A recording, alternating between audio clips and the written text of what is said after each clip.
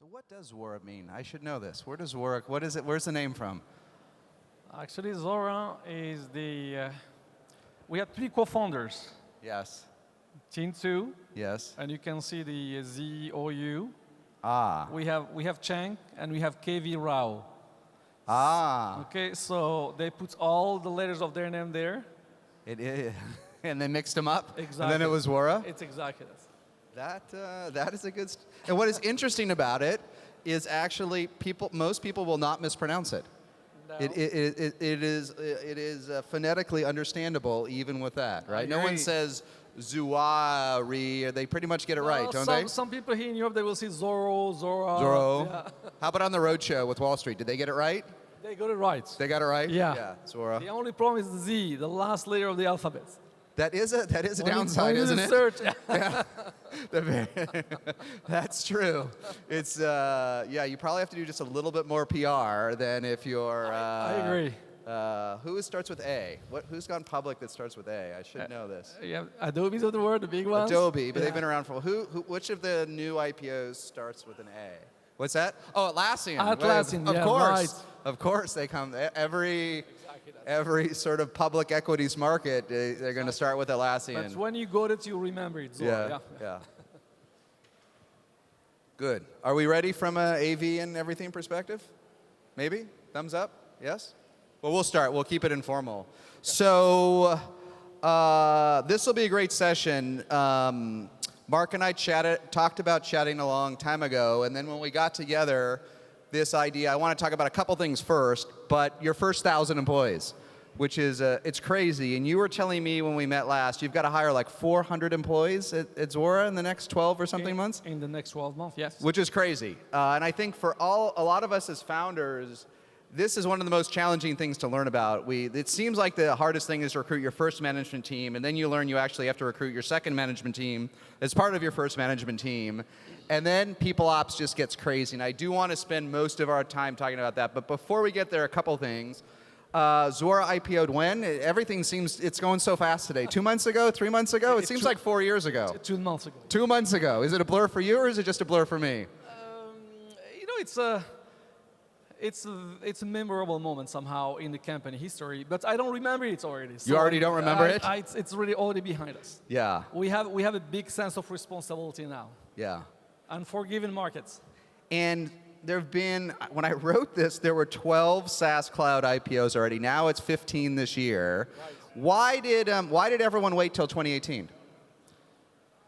The market is good. The market is good, right? Is it that simple? In reality, I don't think they've been waiting 2018. They're just waiting? You have to go whenever you are ready. Yeah. Regardless of the market condition. This is reality. Yeah. And 18 has been a great year, right timing for us, but we could have gone last year or 1 year later. You could have gone, right? And I know this is hard to quantify, but how hard is it to IPO? It seemed, when I chatted about it briefly earlier, the first SaaStr annual, Aaron Levy was kind enough to come 1 week after the roadshow, and that was like the first SaaS IPO of this generation. And to paraphrase him, it was hard. It was hard. Wall Street didn't understand recurring revenue. Multiples were lower. It's always hard, but how hard is it today to IPO? It's hard for the people here. That means you have to be dreaming, really big and have a big vision for your company. And I believe the IPO should be the target, the strategy number one. Yeah. Then the second one, maybe to be acquired, and try to avoid basically, to die slowly somehow. So, so IPO, you should be aiming for IPO for sure. Yeah. You should be aiming. That means since I joined the company back to 5 years ago, I joined the company because I wanted to have an IPO experience. Yes. Before Zuora, I joined a company that had been 2 years IPO. We built up a business from almost $150 million to $1 billion in 10 years. But starting small and building piece after piece of an organization, it's extremely difficult, but extremely rewarding as well. So you joined, let's talk about that just for a second. You joined Zuora about 5 years ago. How many employees were at the time? At the time, we were roughly 200, 130, 150 in the Bay Area, and 60 people in Beijing. Okay, and so you joined as president, and then how much, roughly, if you can remember, roughly how much ARR revenue did you have back then? Probably less than 30. Subscription revenue was probably around 25, 26. 25. So just to finish the IPO thing, and then let's talk a little bit. If you're at 25 million ARR, which can seem like a lot, but more of us can see it these days, and you're growing at a decent clip, can you IPO? Should you feel comfortable that you can go for it? How did it feel then? Did you feel like you could go for it at 25 million? I believe certainly the revenue today has to be probably higher. A couple of years ago, it's $100 million. Even company went out, I will say less than $100 million. I believe it's a combination of revenue, size, total addressable markets, but it's also organization readiness. And I will say the organization readiness is probably more important than revenue. But let's talk about that. But just today in 2018, when is inevitable? In other words, how big and how fast are you growing? But looking back in time, when as a senior executive or founder, you can say, look, I've got a shot at IPOing. What is inevitable? Is it 20 million, 40 million, growing 60%? Do you have a rough sense? When does inevitability come in? Not that you know the market cap. At 25 million, my first year, we almost doubled. That means we were growing almost at 85, 90% at 25 million. When you start to reach the $100 million mark, if you can sustain a 30 to 40%, it's probably minimum requirement to be able to go IPO. Well, for sure. Yeah. All right. So maybe growing 80% at 25 million, we can call inevitable for purposes today? I will say yes. Okay, good. And then I want to spend most of our time about people, but let's talk a little bit about going up market, because you joined Zuora early, but I met Team, I think when he was still at Salesforce, and then I remember he came to my office at EchoSign, probably almost pre-revenue, and wanted to build almost a self-service, low-end company that would have looked a lot like, I don't know, Stripe's newest product or things like that. And now you're doing huge enterprise deals. So what are the learnings for folks for going up market, both in general and even from a founder's vision, right? What are the lessons for Zuora? Because Zuora has gone very up market. You're right. That's mean we started with mainly the SaaS cloud. You have, the way I have tendency to position it. You need to go, I will say, toward making the least friction path to revenue to reach a certain scale. Yes. And then if you want to grow fast in the cloud enterprise business, you need to go up markets. So today, and in Zuora, we did a little bit different than most of the SaaS companies. We wanted absolutely before going IPO to build up all the potential growth levers that we will need post-IPO. So we are multi-segments. We cover small startups because you are the disruptors in the market, and it's really important to use you somehow to disrupt the big ones.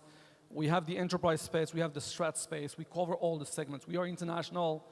We have 2 beachhead products, really 2 separated sales organizations. So we have really planted somehow our seed in all the levers that we might need this year or next year to be able to keep the 30, 40% growth year over year. And how do you so the startups you talk about even today at Zuora's scale, the year you sign them, they're not going to have a huge impact on your revenue, right? You're hoping that they will grow, that the boxes and others will grow into your big customers. How do you resource them? How do you comp the sales reps? How do you do marketing spend when the first year ROI might be limited, but the total value could be jaw-dropping? How do you do that?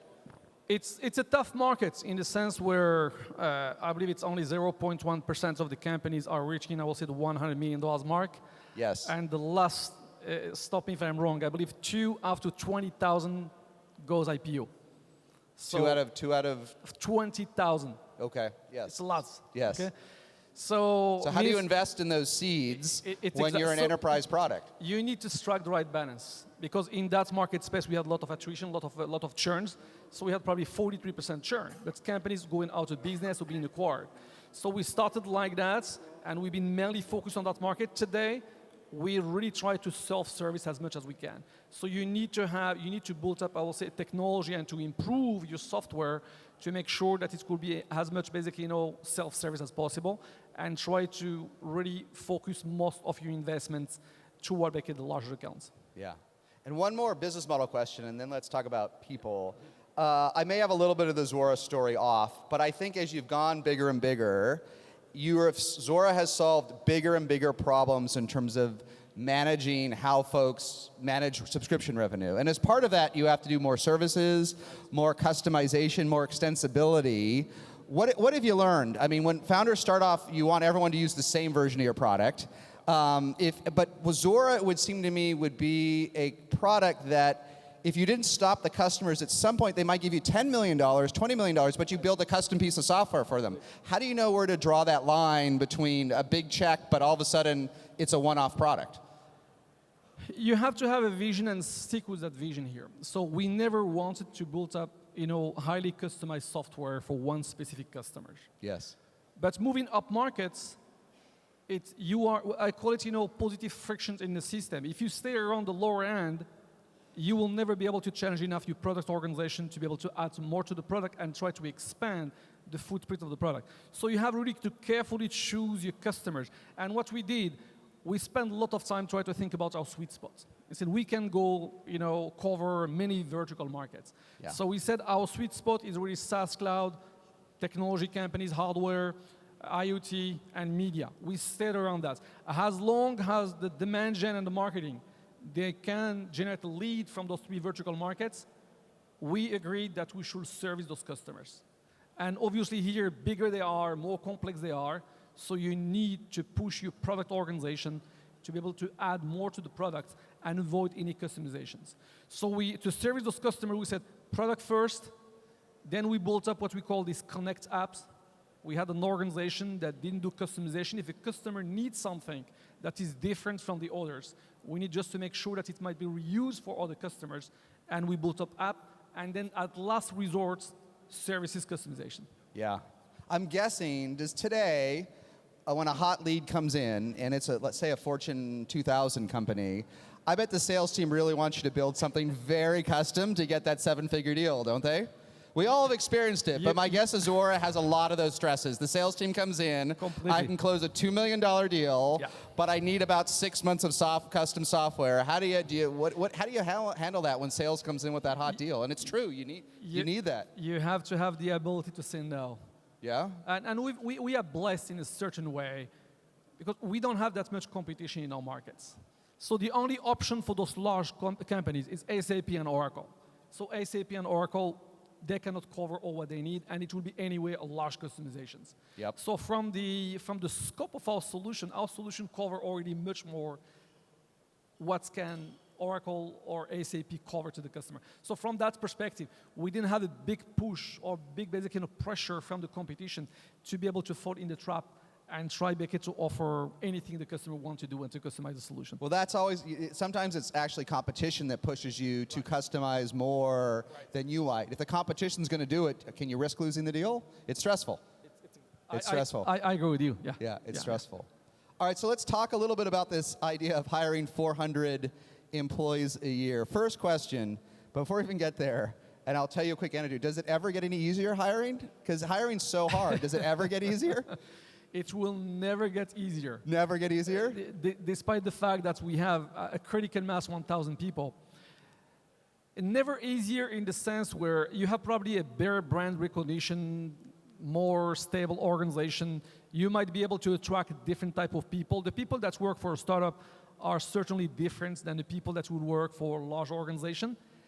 But the hiring still a difficult exercise.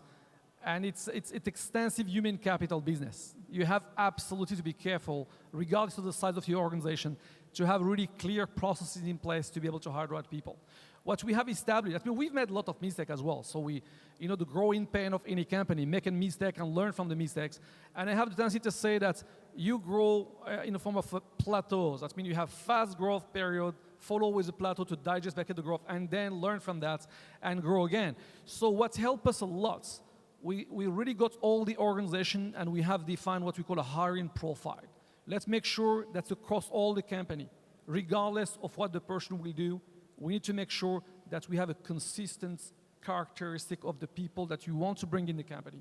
In making sure that you can be consistent with your core values and the culture of the company, that's helped a lot. As soon as we establish that profile, it's got at least much more easier. It's almost like a common language within the organization when it comes to hire the people and onboard the people. And how do you get managers to go along with that? How do you get managers to agree? Because everyone's under pressure to hire, and many managers want to bend those rules. Yeah. right? I need to get someone in this next week. Let me tell you a story. That's been the learning, regardless of how many years of experience, and I hire thousands of people during my 25 years experience. But at Zuora, back to calendar year 2015, 14 we did extremely well, almost grew by 100%. It's crazy. Yeah. And then we said we're gonna invest a lot. We raised a lot of money. We raised $115 million, and we said this is our time. We need now to invest in growth.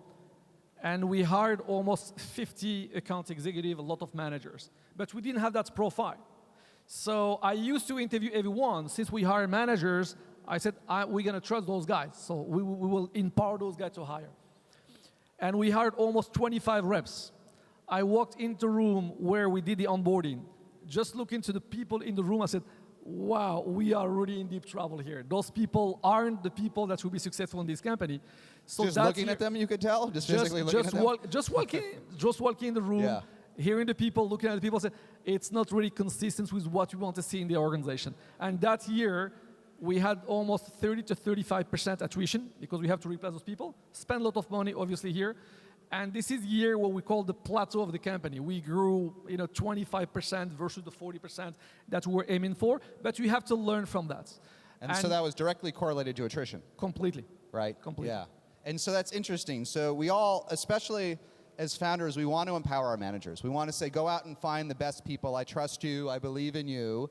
But if you want to build a consistent culture, there's limits to that, right? They have an incentive to go out and hire whoever they can to finish the job, right? They cannot. I have a theory around can't that. anymore? I call it the submarine theory there, okay? Even with 1,000 people. You need to be capable to stay on the surface, but you have to be capable to go deep whenever you need it. And going deep in the organization, that means you have to stay close to the people. And I like to be close to the people. I will go, talk to the sales, demand gen, lead gen, engineers, just to check if, the managers, they are really making a consistent with the profile that we have established in the organization.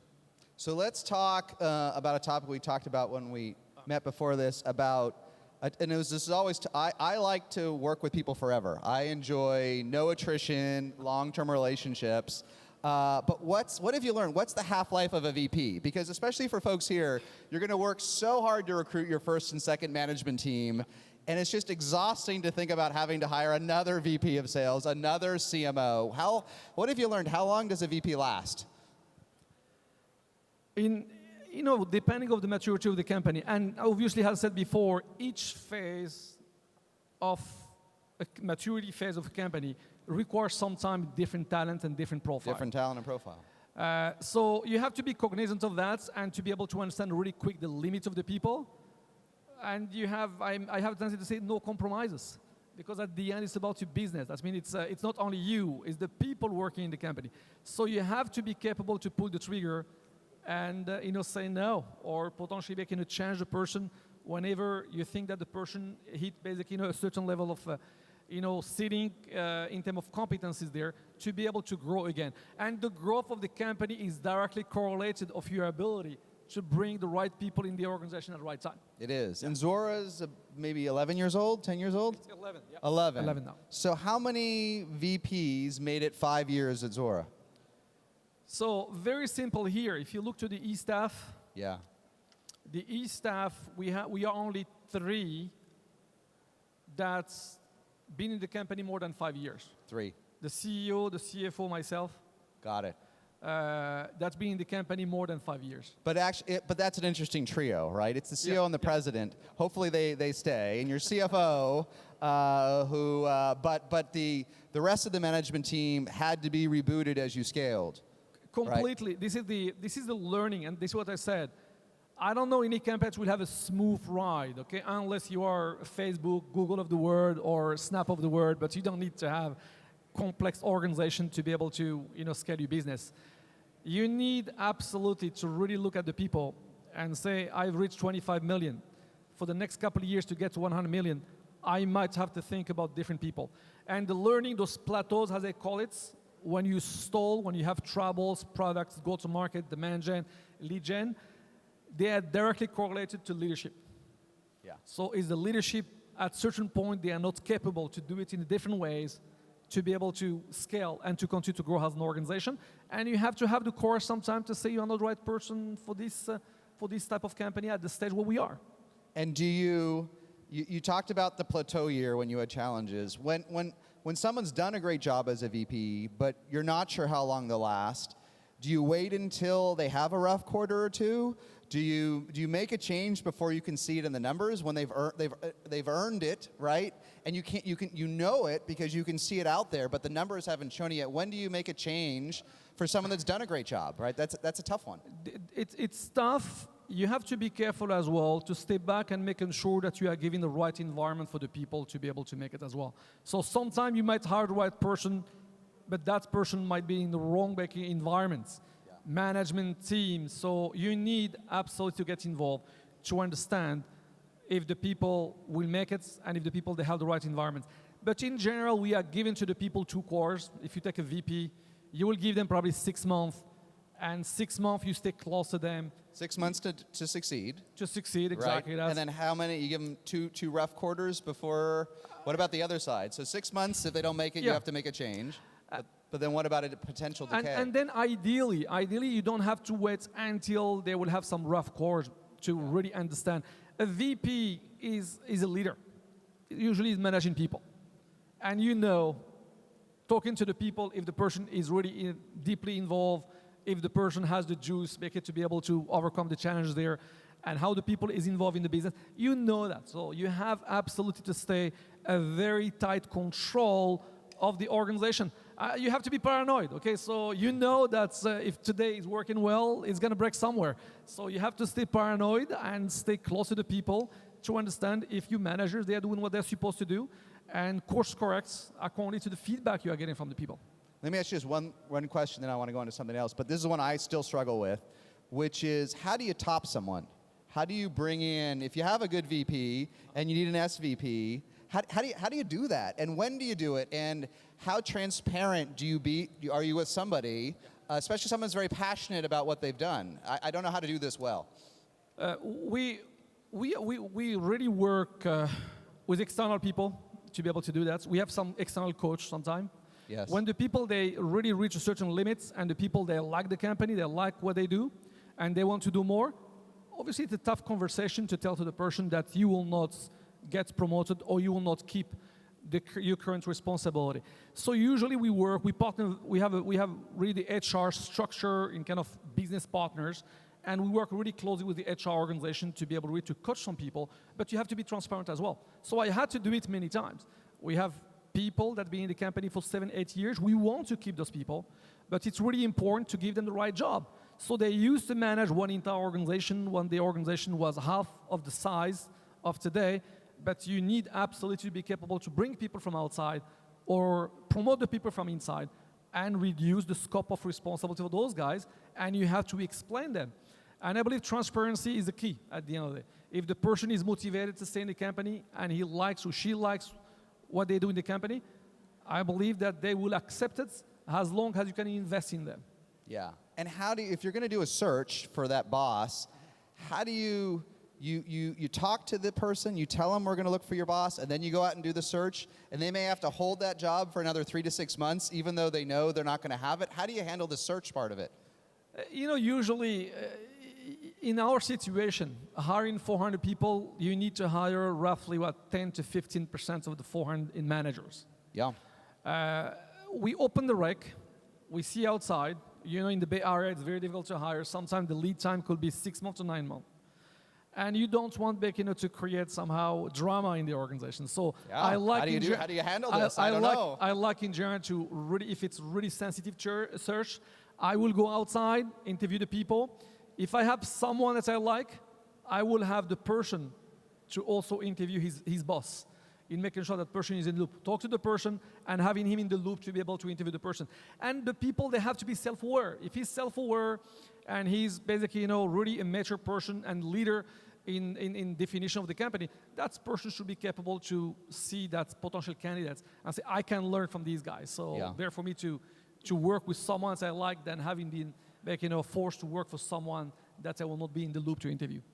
So let's go back to an interesting point you talked about earlier, which is the rough year, right? And I wrote years ago about my own one. I call it the year of hell. I think everyone has a rough year. Everyone has this challenging one.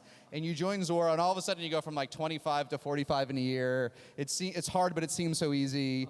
Then you re-accelerate later in IPO, but there's a rough year. And we talked in particular about recruiting. And most of us will go through a period where we're hot, and then we're less hot, and we're more hot. How do you recruit, especially in a hot market like the Bay Area when you're not hot anymore? How do you go out and say, well, we're not growing that much this year, but last year was great, and we hope to grow again a lot next year. How do you have those conversations in a competitive market? It's tough. And back to that calendar year 2015. Yeah. It's my year of hell, like yours. Your year of hell, So it was a really difficult year. Difficult year because when you don't grow at the pace that's the people, that's mean the employees are expecting you to grow. And in the Bay Area, that's mean if you are growing less than 20%, you are in the category of the company that will die slowly. And everyone knows, all the employees everyone knows, exactly Everyone that. knows, right? Everyone and then knows. it's not only about hiring, it's about retaining the people. Yeah. That year, I've lost most of my sales operation, even though. They just get picked off, right? It's exactly. They've been hired. And those people, they don't believe anymore. So there's a lot of communication, have the people somehow a part of the plan, get them more involved, a lot of, town hall meetings, a lot of communication, making sure you retain the people. And I believe the leadership is really the key. That year, what really helped us to retain the maximum number of people, we had a strong first-line management that's really clearly understood that it's not a company problem, a market problem. It's really kind of growing pain somehow in the organization. And that's first-line management to help us to retain the people and cruise through that 2015 year. Yeah. And when you have tough patches, do you tweak the sales comp plans so that people are a little bit better compensated, or how do you? We did that. Right? You have to do something, don't you? That year we changed our compensation plan almost 3 times that year. 3 times? Exactly that. It's almost whiplash. It's too much, isn't it? It's close. Yeah. And for the first line management across all the company, not only sales, we reduced, actually we gave them 100% of their bonus that year just to retain the people. Yeah. So. And and then next year you sort of walk it back when the growth comes back, and that's okay? People understand that? The people, they understand that. This is what I said before, the management. You need to have transparency, good communication, having them as a part of the solution to solve the problem that you are facing to make sure they can understand it and they can believe in what you are doing there.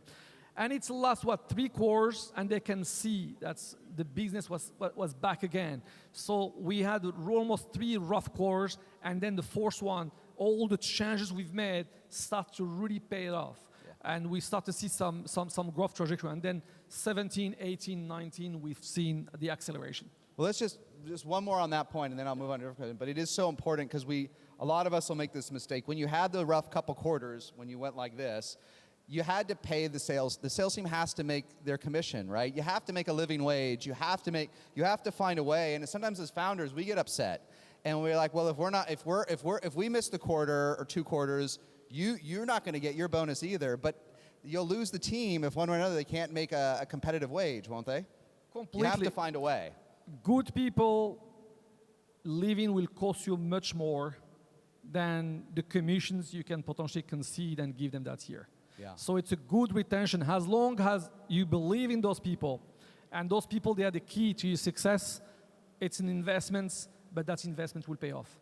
And that investment paid off the following year, no doubt. Yeah. So one last thing I want to make sure we get in. Before we run out of time, there are 2 other things, at least one, because you have a lot of experience here. Let's talk about, and it may be flipped around for this audience, but you've done a lot of setting up international offices and remote offices. What are the learnings? How do we do it? Whether you want to get an office from here going in the US, whether you want to get an office in Paris going here, who should do it? How much should you commit? When do you know how to do it? How do you get another office going? It's tough. It's very difficult in your backyard. Everything in this conversation, it's all hard, isn't it? It never hard. gets easier. It's really hard. That's mean if it's hard, like in your backyard where you can see the people, talk to the people. Yeah. Imagine now hiring someone in Japan or hiring someone in Europe while you are in the Bay Area, 9 hours time difference. How do you do it? Yeah.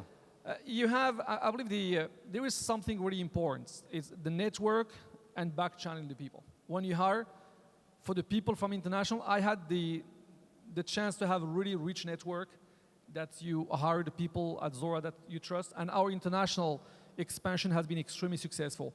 Most of the company, they will have probably multiple attempts to go international. In Japan, one of our competitors tried to go there 5 times. They try, fired, and they never been capable to go there. We did it back in the first time because we know the people. But in general, for the people here to go international, it's even more difficult to hire the right person. And for that hire, make sure that you will put the level of investment, because it's going to take longer for that person to ramp up. It will take longer for that team to really understand how to sell, how to promote your company and your solution. And it's really, really important before hiring the person, you have to do a lot of unsolicited back channel on the person, making sure you have the right one. Because if it's wrong, it will cost you a lot, and you might lose potentially a couple of years or waste a couple of years of potential growth. Yeah. So one last topic, and then I think we're out of time. A little bit out of order, but one of the things we chatted about before, when we talk about building a team and hiring hundreds, you talked about marketing yourself, the company, on Glassdoor and other applications. Tell us how you do that. It's all the world. We have to sell ourselves so much now, right? What is key? What have you learned? How do you market Zuora on things like Glassdoor and other properties? How do you make yourself an attractive company to join? It's something that I learned along the way as well at Zuora. You know, how to use all the social media and get the employees involved. It's communication with the employees. You have to strike the right balance. You cannot force them to go to really write some nice reviews on Glassdoor, okay? So it's about the culture. You can't give them a Starbucks card or anything like that if they write a good review on. I think it's been done.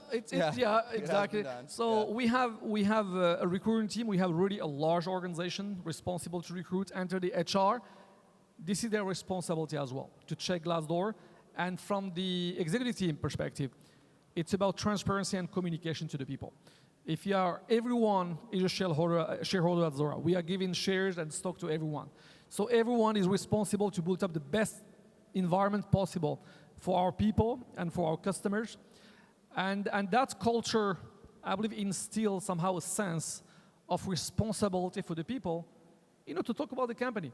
Back to calendar year 2015, we had a lot of bad reviews on Glassdoor as well. Because yeah, people how do you fix it? I don't know how you fix it. It takes some time. It takes some time. When we start to grow once again, it's naturally evolve and change. And we moved almost from 85%, I will say, the CEO approval rate to almost 100% last year, which is really good. It's a culture, it's HR, it's communication, transparency, but you have to use that because the new generation, they are going there, they are checking on you there before even coming. And I learned it in the hard way, because in the old world, you didn't have the glasses of the world. They didn't know about the company. So now they can really check on the management, they can check on the company, check on everyone. So you have to have a strategy in making sure that your people understand how it is, how important it is, and making sure that you have your HR and recruitment team that's also really deeply involved, because you might have some, bad comment there that's are unfair comments. So we had a couple discussions with Glassdoor to remove, because sometimes the competition will go there and add some reviews, I will say, about you. So you have to be careful. But Glassdoor, really important. G2 crowd, very important as well. So yeah. Yeah. So very last question, and then we'll break. But just because it always almost surprises founders how much time you have to spend recruiting. So how much of time do you and team each spend recruiting? Because Zuora's lucky you have a CEO and a president. How much time do each of you do recruiting, and how do you split it up? And what % of your year do you think, what of your time do you each spend recruiting? I spend obviously more time than team, but what we agreed is for the key roles in the company, all the executive team has to interview the people.